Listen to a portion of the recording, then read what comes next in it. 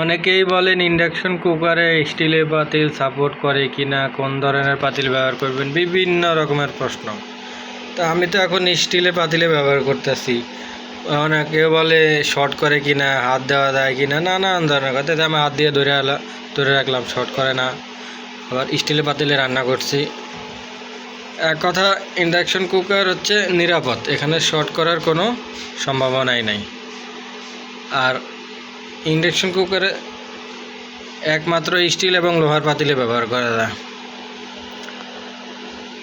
আপনার কোন পাতিল সুবিধা সেটা তো আপনি ঠিক করবেন, ইন্ডাকশন না ইনফ্রারেড। আপনি যদি চান যে ইন্ডাকশন ব্যবহার করবেন, তাহলে স্টিল আর লোহার মধ্যে সীমাবদ্ধতা থাকা লাগবে। আর যদি বলেন না আমি সব পাতিল ব্যবহার করব, তাহলে ইনফ্রারেড নিতে হবে, যেটা কিনা এখানে লাল হয় এবং চুলাটা প্রচুর গরম হয়। আর দেখেন আমি ইন্ডাকশন চুলায় হাত দিয়ে আছি, কিন্তু তারপরেও শর্ট করে না বা কোনো সমস্যা হয় না। এই জন্য আমি বলবো ইন্ডাকশন চুলা ব্যবহার করবেন, নিরাপদে থাকবেন।